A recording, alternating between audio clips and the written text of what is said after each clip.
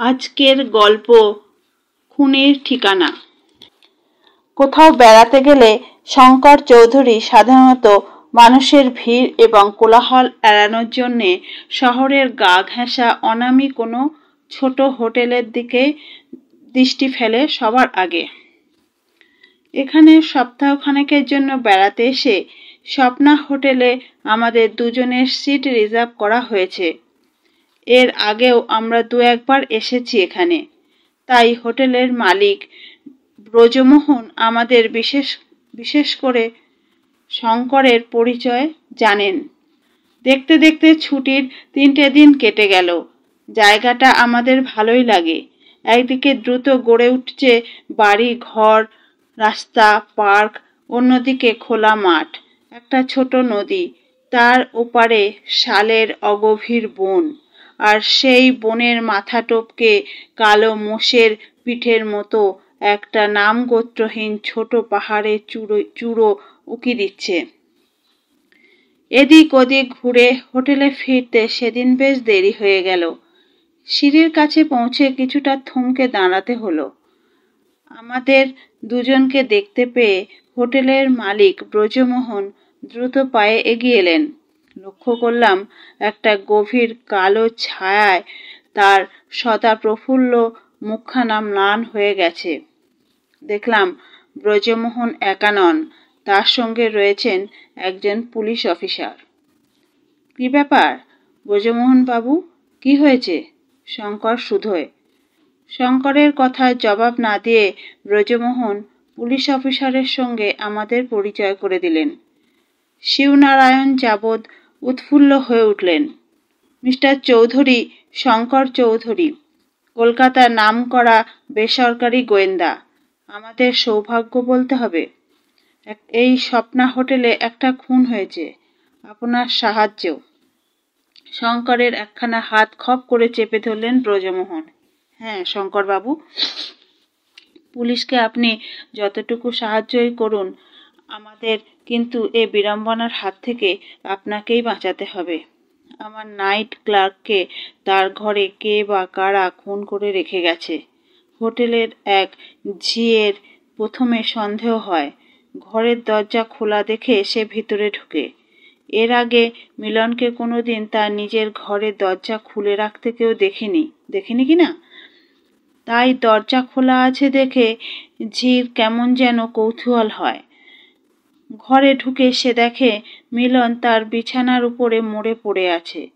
শঙ্কর ক্ষণকাল চুপ করে দাঁড়িয়ে থাকে। তারপর আমার দিকে ফিরে শুকনো হেসে বললে, ঢেকি স্বর্গে গেলেও ধান ভানে, তাই না? পরক্ষণে সে জিজ্ঞাসা করে, কতক্ষণ আগে হত্যাকাণ্ডটা ধরা পড়েছে?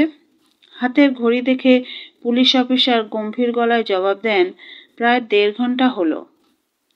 9:30টার সময় মৃতদেহ আবিষ্কৃত হয়েছে। চলুন অকল স্থানটা একবার দেখা যাক। তার আগে বলুন ব্রজমোহন বাবু, আপনার নাইট ক্লার্ক এই মিলন সম্পর্কে আপনি কি জানেন? আপনার এই হোটেলে সে কতদিন চাকরি করছিল? ব্রজমোহন বাবু বললেন, তা বছর 4 হবে। খুব শান্ত প্রকৃতির মানুষ, কথা বলতো কম, কাজের মধ্যেই নিজেকে ব্যস্ত রাখত। সে তার নিজের সম্বন্ধে বেশি কিছু আমাকে বলেনি কোনোদিন। একদিন হঠাৎ এসে আমাকে সোজাসুজি বলল, একটা চাকরি দেবেন? মাইনে যা দেবেন আমি তাতেই রাজি। ইদানিং বাঙালি বাবুরা অনেকেই এদিকে বেড়াতে আসছেন, তাই ভাবলাম হোটেলে যদি একজন বাঙালি কর্মচারী রাখি, তাতে আমাদের ব্যবসার সুবিধা হবে। মিলনকে আমি চাকরিটা দিলাম। সে হোটেলের বাইরে প্রায় বেরোতই না। মাত্র কদিন আগে হঠাৎ সে এ চাকরিতে ইস্তফা দিতে চেয়েছিল। শঙ্কর শুধোলো, কারণ? ব্রজমোহন বললেন, কারণটা জানি না মিস্টার চৌধুরী, তবে আমি লক্ষ্য করছিলাম ভয় পাওয়া মানুষের মতন মিলনের হালচাল, ফ্যাকাশে মুখ, চঞ্চল চোখের দৃষ্টি। আমি শুধোলাম, কেন মিলনবাবু, চাকরি ছাড়তে চাইছেন কেন? আমি যা দেই তাতে কি আপনার পোষাচ্ছে না? সে জানালো, না তা নয়, আমি শুধলাম, তাহলে চাকরি ছাড়বেন কেন? কিন্তু সে আর কিছু বলল না। তারপর থেকে মিস্টার চৌধুরী আমি গোপনে মিলনের উপরে একটু দৃষ্টি রাখতে শুরু করি। আমি অস্বীকার করছি না, তার হাবভাব দেখে আমার কৌতূহল চরমে পৌঁছেছিল। মিলন হঠাৎ এমন হয়ে গেল কেন? কিসের ভয় তার? দেখতাম যেন কিছু একটা শুনবার জন্য সবসময় সে কান খাড়া করে আছে। কি শুনতে চাইতো সে? শঙ্কর শুধায়, তাকে আপনি জিজ্ঞাসা করেছিলেন? জিজ্ঞাসা করার সুযোগ আমি পাইনি। একদিন অল্পক্ষণের জন্য মিলনের কাছে দাঁড়িয়েছিলাম, আর ঠিক সেই সময়ে সে আচমকা আমার একখানা হাত চেপে ধরে বলে উঠেছিল, কোথাও কি কেউ পা ঘষতে চলে বেড়াচ্ছে ব্রজমোহন বাবু? আমি বলেছিলাম, কই না তো। মিলনের সারা মুখটা তখন দেখেছিলাম ঘামে ভিজে গেছে, অথচ সময়টা শীতকাল। তারপর থেকে তার অবস্থার বিশেষ হেরফের হতে দেখিনি। শেষ পর্যন্ত 2 সপ্তাহের নোটিশ দিয়েছিল, সে আগামী পরশুদিন এ চাকরি ছেড়ে দিয়ে চলে যেত। আর আজই কিনা এই কাণ্ড। মিস্টার যাদব মনে করিয়ে দিলেন, গলা টিপে হত্যা করা হয়েছে মিস্টার চৌধুরী। আমি শুধলাম, মিলনের বয়স কত হয়েছিল?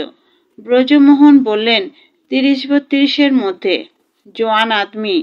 আগেই বলেছি, কথা বলতো কম, তবুও নিজের সম্পর্কে মাঝে মাঝে যা বলতো তা থেকে আমি বুঝতে পেরেছিলাম কোনো কিছুতে হঠাৎ ভয় পাওয়ার ছেলেও নয়। আগে সে নাকি সেনাবাহিনীতে ছিল। অতঃপর আমরা মিলনের ঘরের দিকে পা বাড়ালাম। সেখানে পুলিশ পাহারা, খাট বিছানা ঘরের মাঝখানে। তার উপরে মিলনের মৃতদেহ, হাত দুটো ছড়িয়ে রয়েছে, ফাঁক হয়ে আছে ঠোঁট জোড়া, মুখ নীল। মৃতদেহটা খুঁটিয়ে খুঁটিয়ে পরীক্ষা করে শঙ্কর।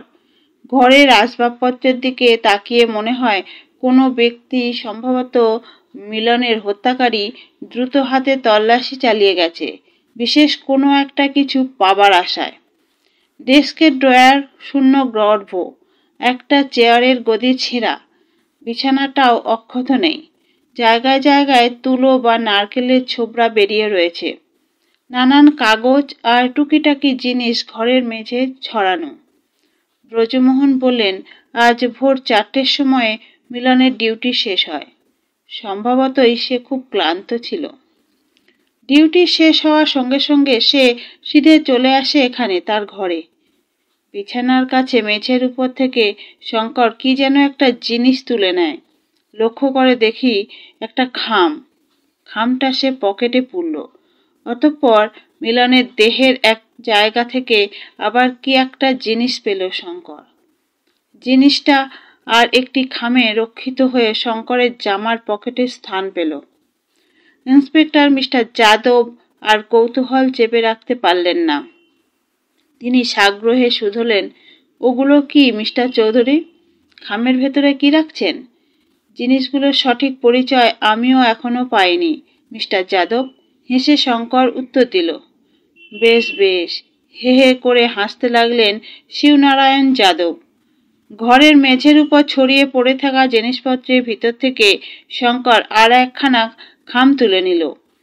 চকিতে এক নজর দেখে নিল খামের ভিতরটা। খামটা হলুদ রঙের। শিবনারায়ণ যাদব বললেন, আমার ধারণা কোনো শক্তিশালী ব্যক্তি মিলনকে গলা টিপে হত্যা করেছে। তার হাতে গ্লাভস ছিল। আপনার কি ধারণা? শান্ত গলায় শঙ্কর বললে, ইন্সপেক্টর যাদব, মৃতদেহের হাতের তালু শুঁকে দেখুন তো একবার। শিবনারায়ণ যাদব শঙ্করের নির্দেশ পালন করলেন তৎক্ষণাৎ। কিছুটা বিস্ময়জনক কণ্ঠে বললেন, গন্ধটা তো খারাপ নয়। হাতে তেলের মতন কিছু একটা লেগে আছে দেখছি। গন্ধটা কি ওই বস্তুটার? আচ্ছা ব্রজমোহন বাবু। ব্রজমোহন সাড়া দিলেন, বলুন মিস্টার চৌধুরী। স্বপ্না হোটেলে আপনার নতুন ক্লায়েন্ট কতজন এসেছে দিন 15-এর ভিতরে? ব্রজমোহন একটু চিন্তা করে নিয়ে বললেন, আপনারা 2 জন, মেজর খোলসা, আর এই 2 দিন আগে এসেছেন হরিবাবু, হরিপট্টনায়ক। দুপুরে খাবার সময়ে আপনি তাদের সকলকেই দেখতে পাবেন। এই সময় হোটেলের সামনে এসে দাঁড়ালো একটা গাড়ি। মিলনের মৃতদেহ পুলিশ মর্গে নিয়ে গেল, পোস্টমর্টম হবে, আর ব্রজমোহনকে বলে গেল ঘরটা তালা দিয়ে রাখতে। পুলিশের হুকুম ছাড়া ঘর খোলা নিষেধ। তাছাড়াও সবাইকে জানিয়ে গেল পুলিশের অনুমতি ছাড়া কারো হোটেল ত্যাগ করা চলবে না। ব্রজমোহন বাবু আমাদের ঘরে এলেন। শঙ্করই তাকে ডেকে নিয়ে এলো। ব্রজমোহন প্রায় কাতর গলায় বললেন, যত তাড়াতাড়ি পারেন এ ব্যাপারে একটা হেস্তনেস্ত করে দিন মিস্টার চৌধুরী। শঙ্কর বলল, যা করণীয় করবেন, এখানকার পুলিশ। আমি আমার সাধ্য মতন সাহায্য করব তাদের। যাই হোক, মিলন সম্পর্কে কিছু জানতে চাই আমি। আপনি তার সম্বন্ধে কতটুকু জানেন বলুন। ব্রজমোহন আফসোসের সুরে বললেন, কি ভুলই না করেছি। মিলন সম্পর্কে গোড়াতে আমি খুব বেশি কৌতূহল দেখাইনি। সবটাই ভাষা ভাষা পরিচয়। জোয়ান বেকার ছেলে, বাঙালি, অতএব ধরে নিয়েছিলাম বাংলাদেশ থেকেই এসেছে। মিলনকে আমি তার ঘর বাড়ির কথা জিজ্ঞাসা করিনি কোনোদিন।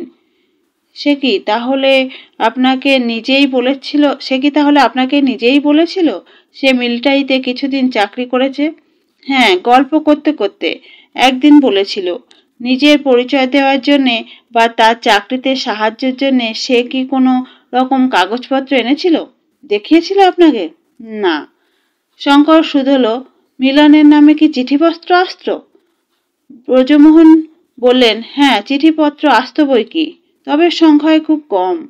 আপনার গেস্টদের সঙ্গে মিলনের ব্যবহার ছিল কেমন? আপনি নিশ্চয়ই তা লক্ষ্য করেছেন।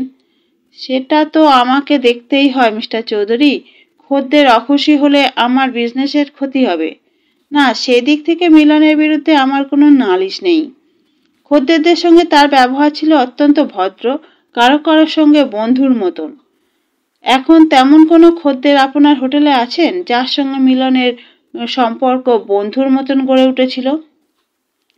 ব্রজমোহন বললেন, না, তবে ভানুমতী দেবীর সঙ্গে মিলনের প্রাণ খুলে গল্প গুজব হাসি ঠাট্টা করাটা অনেকেই লক্ষ্য করে মজা পেতেন। ওরা পরস্পর ঠাকুমা নাতির সম্পর্ক পাতিয়ে নিয়েছিল ইদানিং। মিলন গেছে শুনে বৃদ্ধার সে কি আকুল কান্না।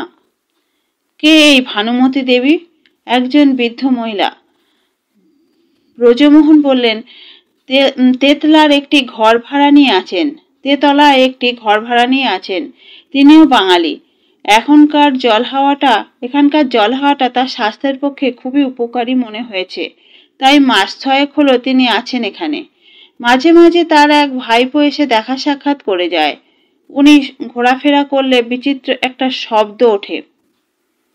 পা ফেলার সঙ্গে সঙ্গে প্রথমেই থপ করে একটা শব্দ, তারপর সেই পাটাকে টেনে নেওয়ার পরেই অন্য পায়ের শব্দ উঠবে, থপ।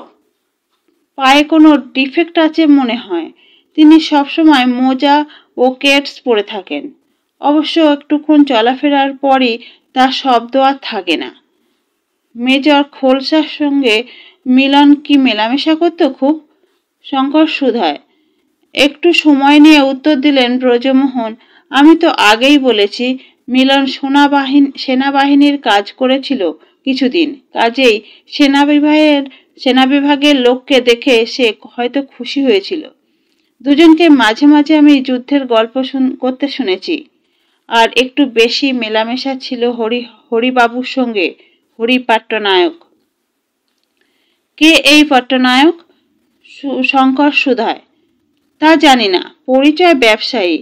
শঙ্কর এবার নিচু গলায় বলল, আর একটা কথা ব্রজমোহন বাবু, মিস্টার যাদবের নির্দেশে আপনি মিলনের ঘরের দরজাটা যে তালাটা ঝুলিয়েছেন সেটার চাবি কিছুক্ষণের জন্য আমাকে দিতে হবে, পারেন না? ব্রজমোহন চমকে উঠলেন, আমতা আমতা করে বললেন, দেখুন, পুলিশের ব্যাপার, তাদের নির্দেশ অমান্য করলে কোনো অসুবিধা হবে না তো? না। মুচকি হেসে শঙ্কর বলে, আপনি নিশ্চিন্তে থাকতে পারেন। মিস্টার যাদব ঘরটা সিল করে যাননি। হয়তো পরে করার সম্ভাবনা আছে, কিন্তু তার আগেই আমরা মিলনের ঘরে ঢুকবো। আপনিও তো চান যে মিলনের হত্যাকারী তাড়াতাড়ি ধরা পড়ুক। চাবিটি দিন। আপনার কোনো ভয় নেই, সব কিছুর দায়িত্ব আমার। নিজের পকেট থেকে খাম বের করে শঙ্কর। মিলনের ঘরের মেঝেয় পড়েছিল খামটা। খামের ভিতর থেকে কয়েক টুকরো কাগজ বেরোলো, হিন্দি আর ইংরাজি খবরের কাগজের কিছু অংশ। হিন্দিতে ছাপা সংবাদগুলোর বাংলা করলে দাঁড়ায়, ধৃত আসামিদের পলায়ন। মুর্শিদাবাদ শহরে এক ফ্ল্যাট বাড়িতে যৌর্যকার্যে রত অবস্থায় 2 ব্যক্তি ধরা পড়ে, কিন্তু পরে পুলিশের হেফাজত থেকে তারা পালিয়ে যেতে সক্ষম হয়। পশ্চিমবাংলার সীমান্ত অঞ্চলে কোনো কোনো গ্রামে সীমান্তরক্ষী বাহিনীর কিছু লোক নাকি লুটপাট করেছে বলে অভিযোগ পাওয়া যাচ্ছে। আরেকটি সংবাদ, এটা ইংরেজিতে ছাপা। দুঃসাহসিক চুরি।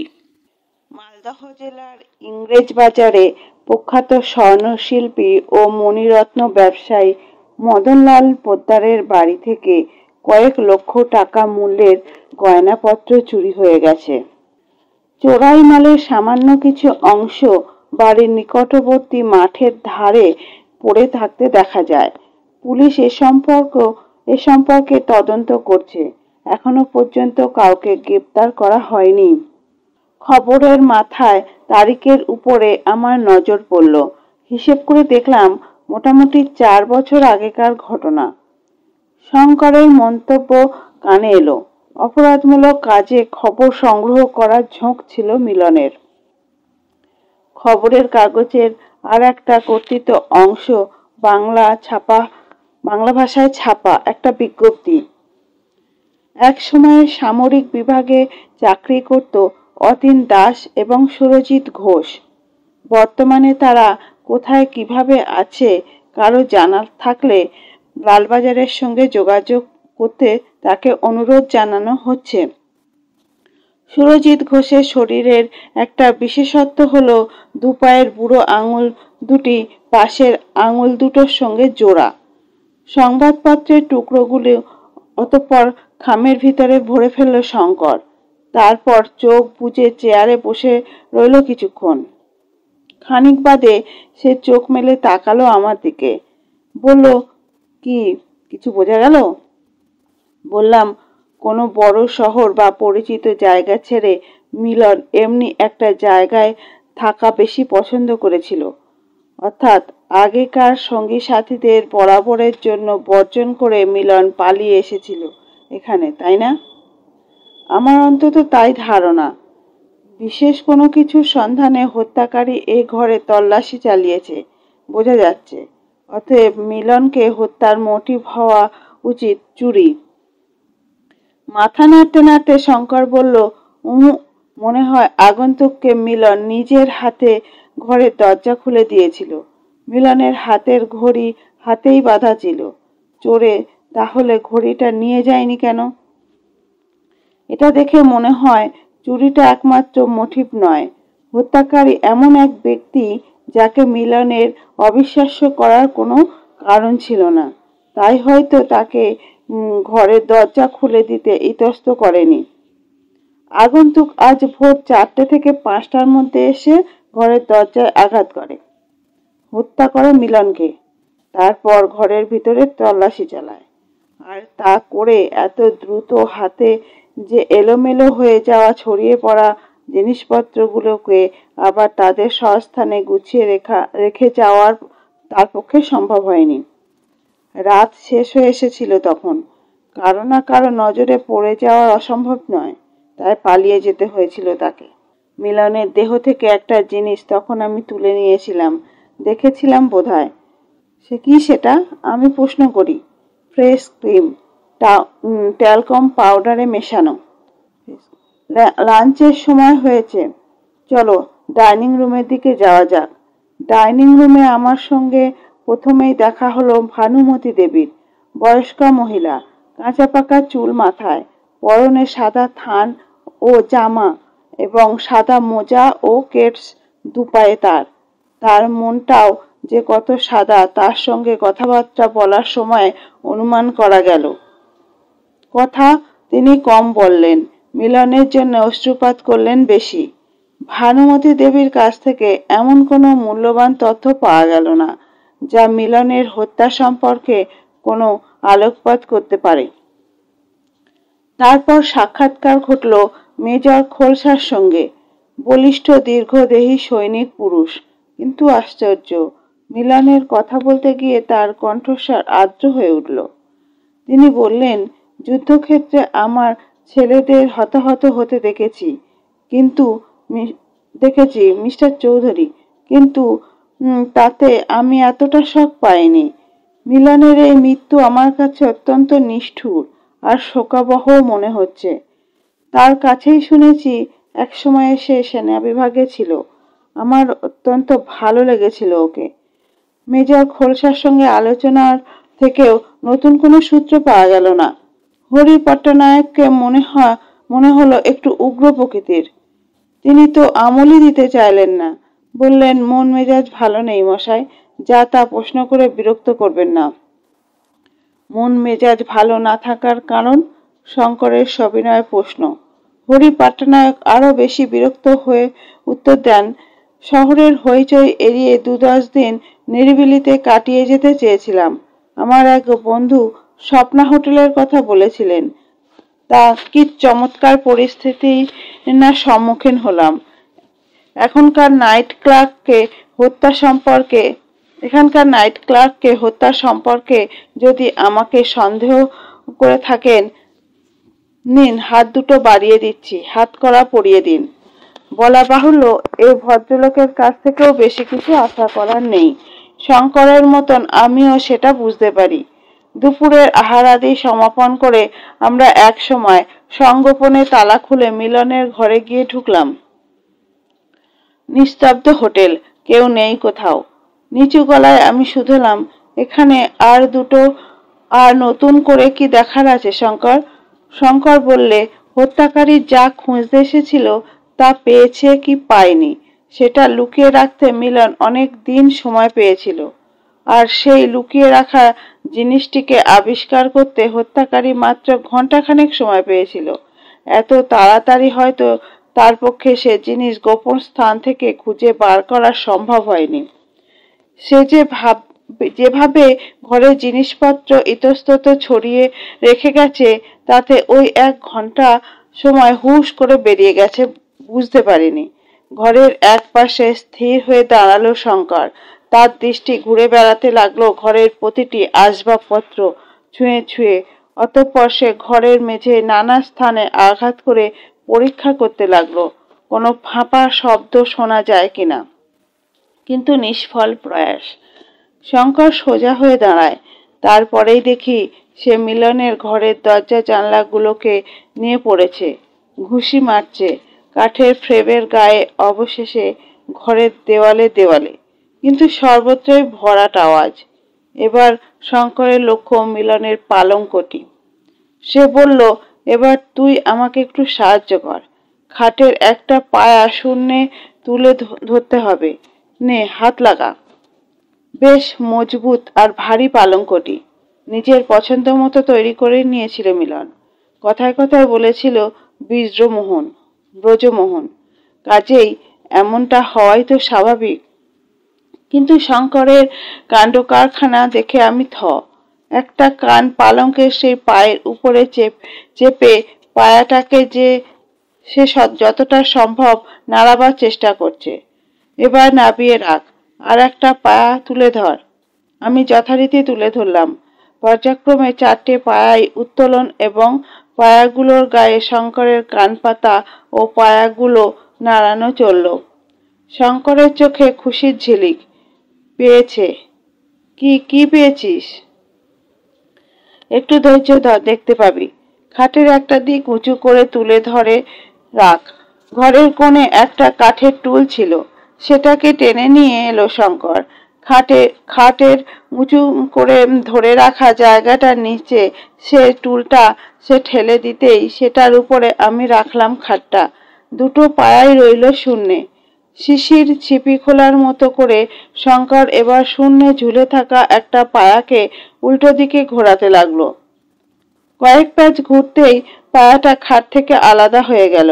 আর কি আশ্চর্য, দেখা গেল পায়াটা ফাঁপা আর তার ভিতরে সঞ্চিত রয়েছে মূল্যবান যত হীরে জহরত। খোলা হলো অন্য আরেকটি পায়া, তার ভিতরে থেকেও বেরোলো সোনার সব অলংকার। বাপরে! এমনি করে 4টি পায়া থেকেই পাওয়া গেল নানা ধনরত্ন। শঙ্কর বলল, আমার অনুমান যদি মিথ্যে না হয় তাহলে এসবই চোরাই মাল।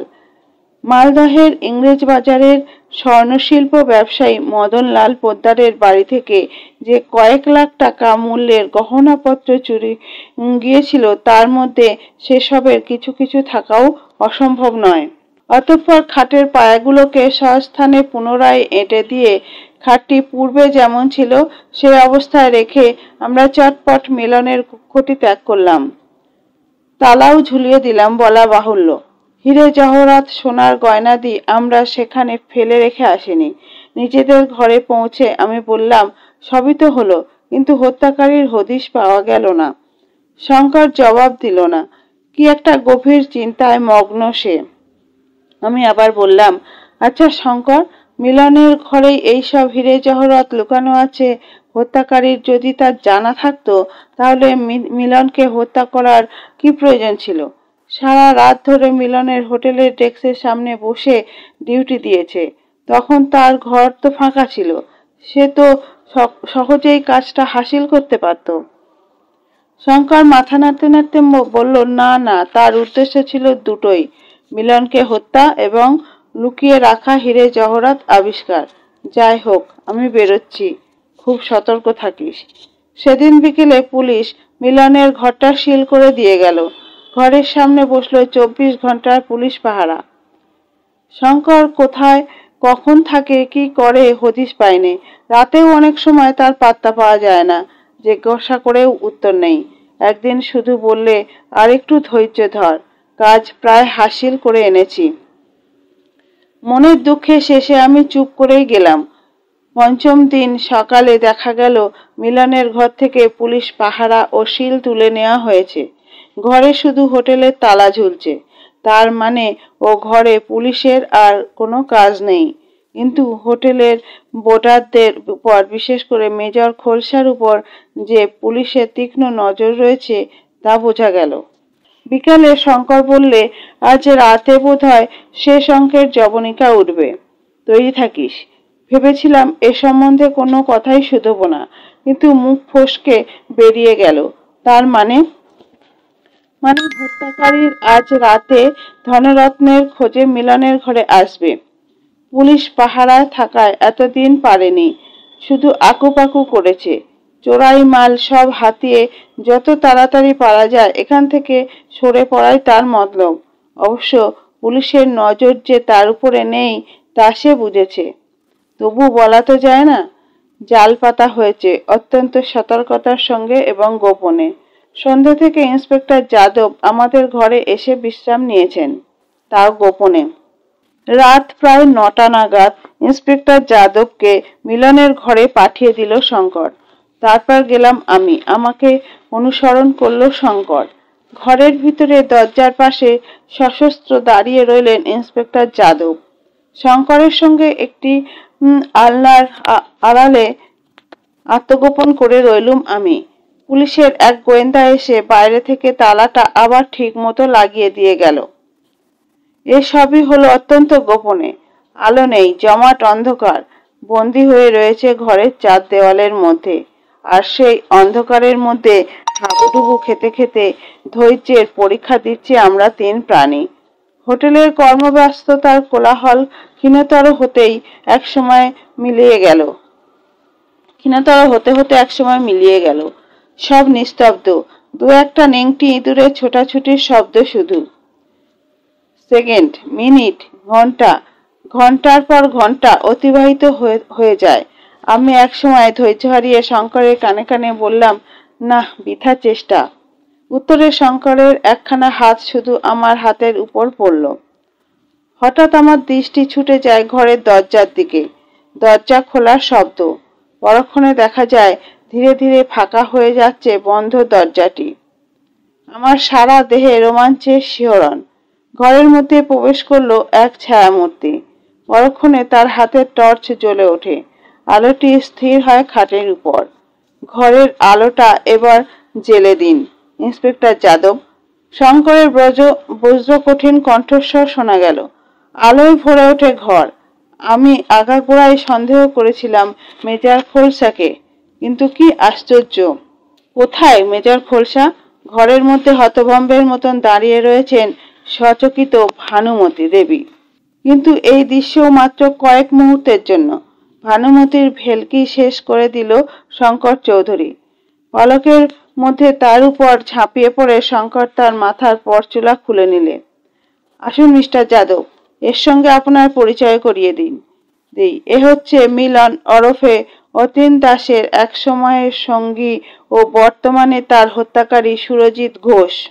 লালবাজার থেকে এক সময় একটা বিজ্ঞপ্তি প্রচার করে জানিয়ে দেওয়া হয়েছিল যে সুরজিৎ ঘোষের শরীরের বিশেষত্ব দু পায়ের বুড়ো আঙুল দুটো পামের আঙুল দুটোর সঙ্গে জোড়া।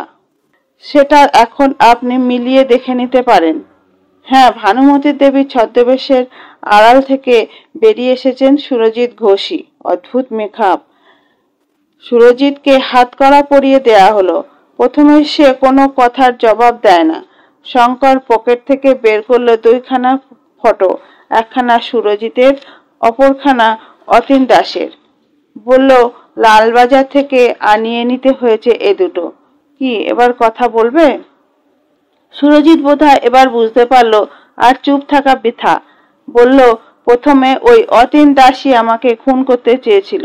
আমাকে গুরুতরভাবে জখম করে নির্জন জঙ্গলের ধারে একটা নদীর পাড়ে ফেলে রেখে এসেছিল সে। শঙ্কর শুধালো, চোরাই মালের ভাগ বাটোয়ারা নিয়ে ঝগড়া বেঁধেছিল নিশ্চয়ই? সুরজিৎ ঘোষ বলল, সবকিছু একলাই নিয়ে নিতে চেয়েছিল অতীন। ভেবেছিল আমি মরে গেছি বা শিগগির মরে যাব। হয়তো আমি সেখানে মরেই পড়ে থাকতাম। দূর গ্রামের এক চাষি সেখানে গিয়েছিল কাঠ কাটতে। আমাকে ওই অবস্থায় পড়ে থাকতে দেখে তার দয়া হয়, তুলে নিয়ে যায় তার কুঁড়ে ঘরে।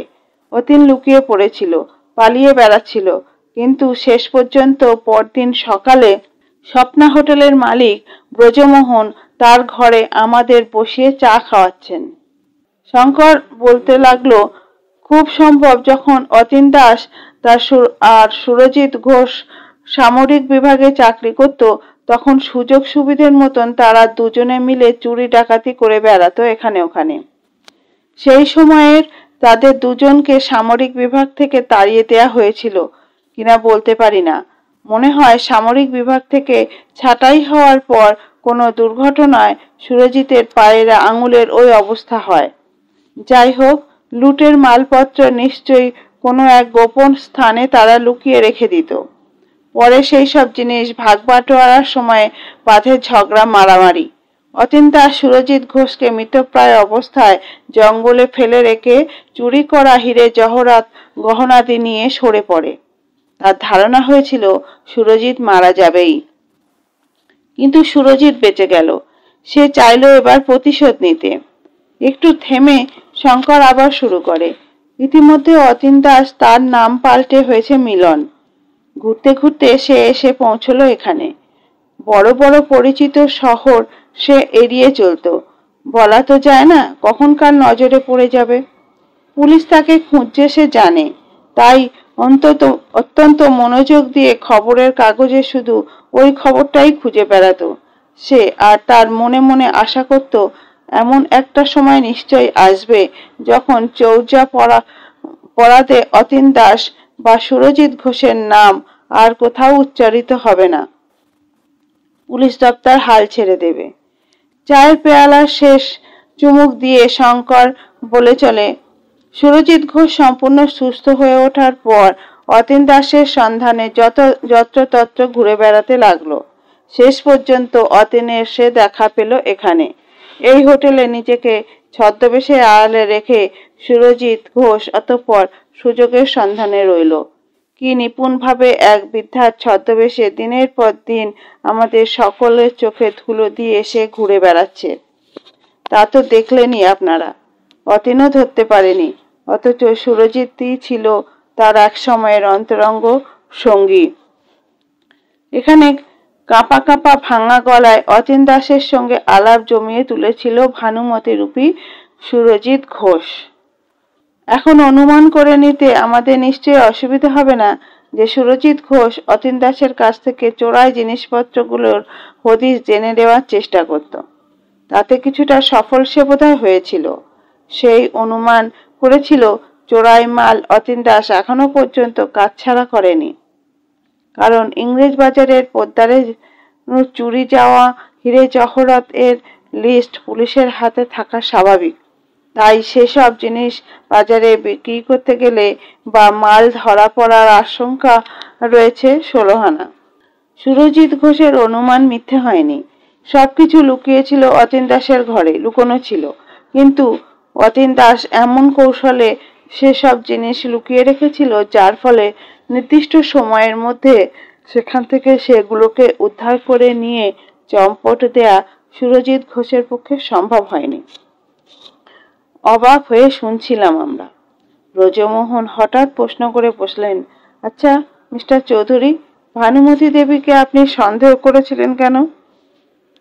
শঙ্কর বলল, মৃত্যুর ঠিক পূর্ব মুহূর্তে অতীন দাসের প্রায় মুখের কাছে নেবে এসেছিল তার মুখ।